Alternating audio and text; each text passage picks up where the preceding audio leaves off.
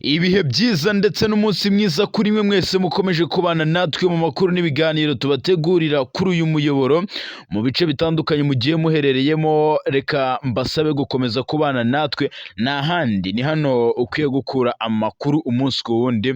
Ni amakuru tukugezaho aturuka mu mutekano, politiki na diplomasi, ariko twibanda ku butaka bw'uburasirazuba bw'igihugu cya Kongo. Kamera zacu magingo anga ziratwereka ko muri teritwari ya Walikare muri Kivu y'Amajyaruguru hongeye kumvikana ibitero bikaze n'imirwano ikomeye cyane yongeye guhuza umutwe wa M23 na coalition, ariko n'imirwano yasizemo M23 igaragaje ko ifite umujinya w'umuranduranzuzi ku rugamba. Saho gusa n'imirwano yongeye kubura, yongeye gukaza umurego, yongeye guhindura isura muri teritwari ya Masisi. M23 naho yahakubitiye coalition, ariko ndakubwira abapfuye muri iyi mirwano ndetse n'icyo M23 yatangaje. Nyuma y'urupfu rwa Liyetona Colonel Wiringoma turi kumva ibitero biremereye cyane. M23 iri kubona ko amazi atakiri yayandi. Ibi byose ndaje mbikubwire, nkubwire n'ibyari byo. Ndanakubwira ko nyuma y'uko igisirikare cya leta ya Congo FARDC kinaniwe guhangana n'ibitero bya M23 muri Sud Kivu, cyane cyane mu Minembwe, bahisemo kwitabaza ingabo za Angola. Tayari ingabo za Angola zari zimaze igihe ziri ahitwa Karemi, zamaze kugera mu mujyi wa Baraka, aho zizanye intwaro zikaze ndetse n'indege za drone.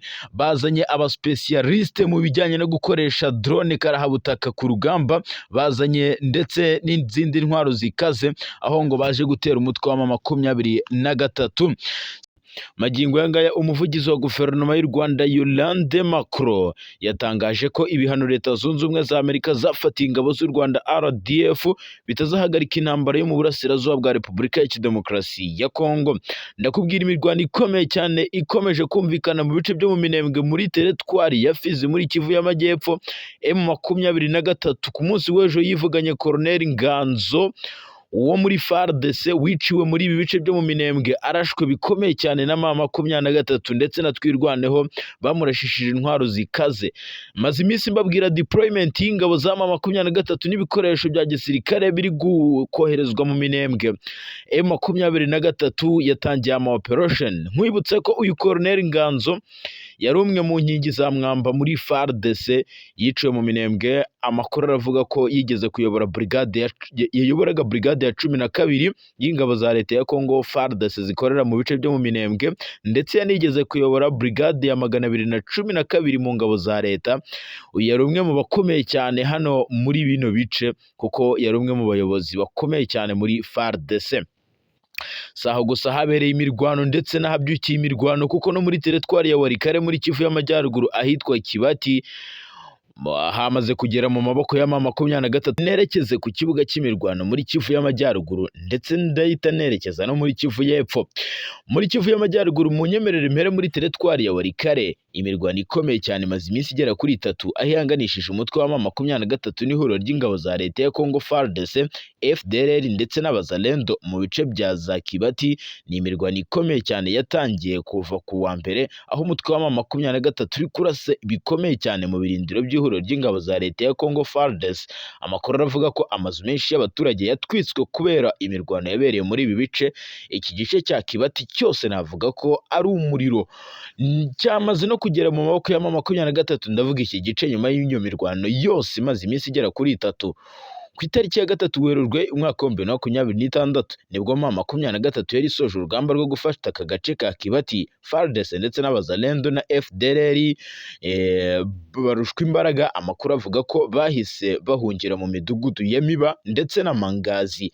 Ku itariki 28 Gashyantare nibwo M23 yari yambuwe aka gace nyuma y'imirwano ikomeye cyane yayisakeranyije n'ihuriro ry'ingabo za leta ya Congo FARDC, bigatuma batakaza aka gace. Ariko ntibwakiye kabiri, kuko M23 yahise yongera gusuka intwaro ziremereye cyane muri ibi bice, yongera kuhagarura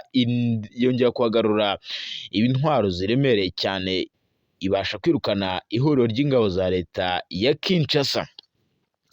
Reka munyemerere nerekeze mu mirwano ikomeje kumvikana nanone muri Kivu y'Amajyepfo. Ubwo nambutse mu Minembwe, amakuru aravuga ko M23 ni imirwano ikomeye inaho imaze iminsi igera kuri 2 M23 ngo bari bongeye kumanuranaho intwaro ziremereye cyane ndetse n'izoroheje, aho amakuru ku munsi w'ejo yavugaga ko bari kwerekeza mu bice bitandukanye kwirukana ihuriro ry'ingabo za leta, ndetse amakuru anavuga ko M23 yaba iri kugera amajanja umujyi wa Baraka ufatwa mu murwa mukuru w'ino teritwari ya Fizi. Aha i Baraka ndakwibutsa ko hari abarundi benshi, hari abanyangola, hari FDLR, hari abazarendo ndetse hari n'abacanshuro baturutse mu bihugu bitandukanye. Kugeza ubu ngubu amakuru aravuga ko M23 yabashije kwirukana ihuriro ry'ingabo za leta ya Kongo mu bice bimwe na bimwe byo mu Minembwe, ndetse n'imirwano yatangiye ku isaha y'isa 11 z'igitondo, ndetse no kuri uyu munsi ikaba yongeye kuhirirwa. Ni imirwano bivuga ko igisirikare cya leta ya Kongo FARDC cyarushijwemo imbaraga mu buryo bwose, kuko bari bamanuye indege za drone ziraraswa, ndetse amakuru anavuga ko haniciwemo umwe mu bakoroneli bakomeye cyane yitwa Nganzo, niko muri FARDC mbona bakunda kumwita. Magingo yangaya uyu koroneli akimara kwicwa, perezida w'u Burundi Evariste Ndayishimiye yahise ahamagara ku murongo wa telefoni umugaba mukuru w'ingabo z'u Burundi General Prime Niyongabo, aramubwira ati ibintu birahindutse mu burasirazuba bwa Kongo, kuko yari umwe mu nkingi za mwamba, yari umwe mu bayobozi b'urugamba muri ibi bice byo mu Minembwe, kuko ayobora brigade ya 12. Iyi brigade ya 12 ihuriweho na FARDC, ihuriweho ndetse n'igisirikare cy'u Burundi FDNB. Amakuru rero yavugaga ko ku munsi w'ejo yishwe, ariko hakaba habura gihamya cy'uko yaba yarishwe n'ubundi, ariko M23 yarabyemeje ndetse na FARDC irabyemera, utibagiwe n'abarundi, kuko yari umwe mu nkingi za mwamba mu bayobozi b'urugamba muri bino bice byo muri Sud Kivu. Nubwo imirwano ikomeje kumvikana muri ibi bice byo muri Kivu y'Amajyepfo, gusa amakuru aravuga ko ingabo z'abarundi ndetse abanyangola ngo batunditse intwaro ziremereye cyane mu bice byo muri teritwari ya Fizi, cyane cyane mu mujyi wa Baraka. Ahangaha ho ngo bahagize icyitwa stoke y'ibikoresho bya gisirikare, ngo bari kwitegura kugaba ibitero ku mutwe wa M23 mu bice bitandukanye. Nkwibutsa ko iki gice cya Minembwe navuga ko 60% gifitwe na M23, indi 40 kikagirwa n'ihuriro ry'ingabo za leta ya Kinshasa. Abayobozi b'ibihugu bigize umuryango wa Afurika y'Uburasirazuba EAC bagiye guhurira i Arusha muri Tanzania mu nama ya 25 isanzwe y'abakuru b'ibihugu. Iyi nama iteganyijwe kuri tariki ya 7 Werurwe umwaka wa 2026, nk'uko uyu muryango wabitangaje ati rwose tugiye gushimangira gahunda yo guhuza imikoranire hagati y'ibihugu bigize umuryango wa EAC hagamijwe kuzamura imibereho y'ibihugu byayo. Iyi nama izahuza abakuru b'ibihugu 8 bigize umuryango wa EAC, aribyo Tanzania, u Rwanda, Kenya, Uganda, Repubulika ya Demokarasi ya Kongo, Somalia, Sudani y'Epfo ndetse n'u Burundi.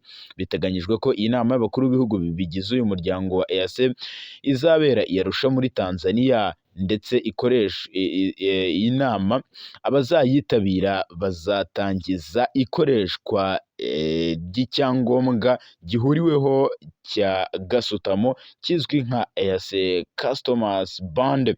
Iki cyangombwa kizasimbura ibyari bisanzwe bikoreshwa, ndetse na buri gihugu kigahabwa ibyacyo ku mipaka. Icyo cyangombwa gishya kizafasha abakora ubucuruzi bwambukiranya ibihugu byo muri EAC aricyo bazajya bakoresha gusa, mu gihe mbere basabwaga byinshi. Iki cyangombwa kandi kizafasha mu guhuza imikoranire y'ubuyobozi bwa gasutamo, abatanga serivisi z'ubwishingizi ndetse n'ibigo by'imari. Ni nako kandi kizagabanya amafaranga abacuruzi batangaga ndetse kikihutisha imikorere ndetse n'ubuhahirane.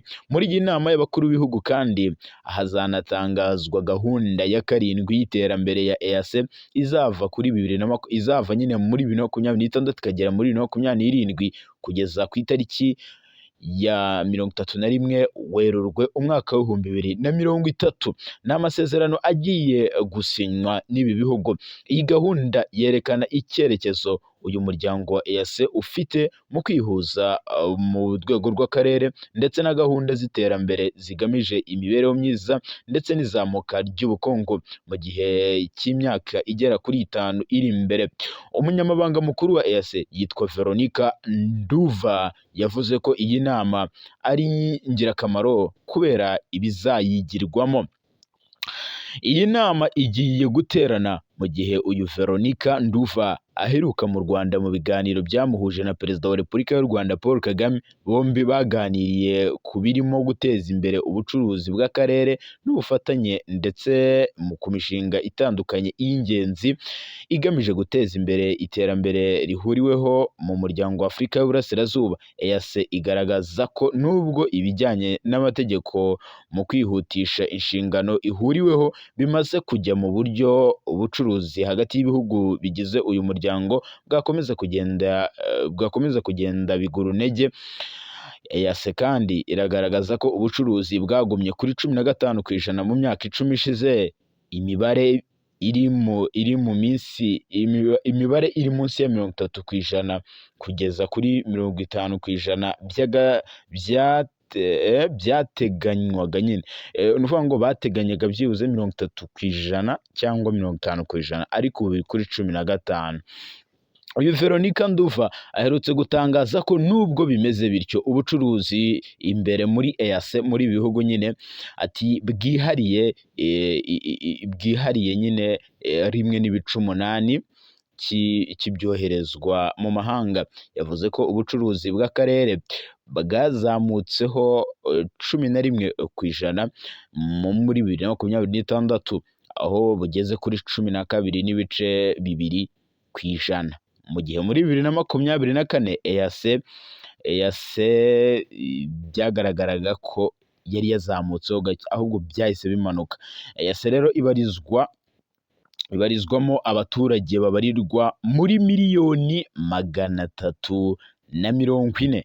Ibyo bihugu byose nkubwiye haruguru bigize uyu muryango. Reka munyemerere mfungure indi page nkubwire ko M23 icyo bivuze kuba yakisubiza agace ka Kazinga. Ni agace kamwe mu duce dukomeye cyane muri Kivu ya ruguru, cyane cyane muri teritwari ya Masisi, aho urugamba rukomeje kuba urugamba muri no teritwari ndetse bikaba biri no kototera M23 kuba yakwerekeza muri teritwari ya Warikare ikajya gufata ikibuga cy'indege gito cya Pinga cya Aerodrome. Kazinga yisubijwe na M23 ahagana ku gicamunsi. Ni nyuma y'imirwano ikomeye wahuje n'ihuriro ry'ingabo za leta ya Congo FARDC ndetse n'abazalendo. Mu byumweru bishize nibwo iri huriro ryafashe aka gace ka Kazinga n'utundi duce two muri teritwari ya Masisi mu mugambi wo kwisubiza aka gace. M23 yari yafashe aka gace kugira ngo istabilize umutekano mu bice bindi birimo na Rubaya, ariko FARDC za kukabaka mu minsi ishize, ari naho yarashe ibisasu byanahitanye Liyetona Colonel Wiringoma. Amakuru avuga ko ingabo za M23 zari ziturutse mu bice bitandukanye birimo Gasopo bateye aha Kazinga mu gitondo cyo kugwa mbere y'uko imirwano itangira. Yumvikanagamo imbunda ziremereye cyane ndetse n'izoroheje. Aha Kazinga hisubijwe na M23 hasanzwe hari ibirindiro bikomeye cyane biri muri segiteri ya Osobanyungu. Aka gace kandi gaherereye ku muhanda ndetse gafungura inzira igana Buhimba ndetse no muri groupement ya Oloa ya Nyungu Blowa Yungu iherereye muri teritwari ya Warikare ndetse unagana ahitwa Gatoyi ni mu majyepfo ashyira uburengerazuba bwa teritwari ya Masisi.